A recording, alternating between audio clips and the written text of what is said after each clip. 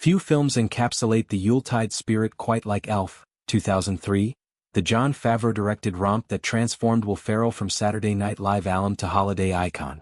Buddy the Elf's wide-eyed wonder through New York City's cynicism has become synonymous with eggnog-fueled cheer, its quotable zingers, smiling's my favorite, etched in pop culture.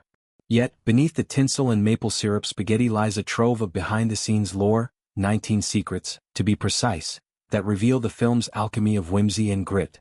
From script salvages to sugar highs, these tales illuminate how a potentially dour tale bloomed into a perennial favorite, grossing over $220 million and spawning musicals, memes and midnight marathons. Let's unwrap them layer by layer, delving into the craftsmanship that makes Elf timeless. Secret 1. The screenplay's origins predate Ferrell's involvement by a decade, penned in 1993 with Jim Carrey as the overgrown elf in mind. Writer David Birnbaum envisioned a darker, more surreal odyssey for Buddy, inspired by his own childhood love for Rankin-slash-based stop-motion specials. Carrey, fresh off Ace Ventura, was courted for his elastic physicality, but scheduling clashes with the Mask sequels derailed it. The project languished until New Line Cinema dusted it off in 2002, pivoting to Ferrell, whose SNL Elf sketches had already primed audiences for his manic innocence. This delay allowed Birnbaum to refine the narrative, softening edges while retaining Buddy's anarchic heart, proving that good stories like fruitcakes improve with age. 2. Favreau's rewrite turned a brooding blueprint into family fare. Early drafts leaned gothic, with Buddy's North Pole exile stemming from accidental manslaughter rather than naivety. Favreau, hot off made, infused levity, drawing from his improv roots to emphasize Buddy's childlike purity over pathos.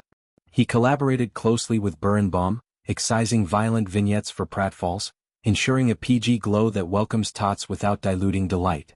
This tonal shift wasn't mere censorship. It mirrored Favreau's vision of Elf as a bridge between It's a Wonderful Life's warmth and Home Alone's hijinks, cementing its slot in holiday rotations. 3. Buddy's iconic green and yellow ensemble drew from the misfit elves of 1964's Rudolph the Red-Nosed Reindeer, that claymation classic with its wonky proportions and felt textures.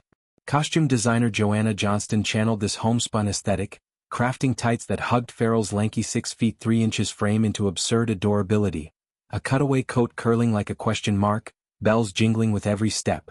The palette popped against Vancouver's soundstage snow, evoking candy canes amid evergreens.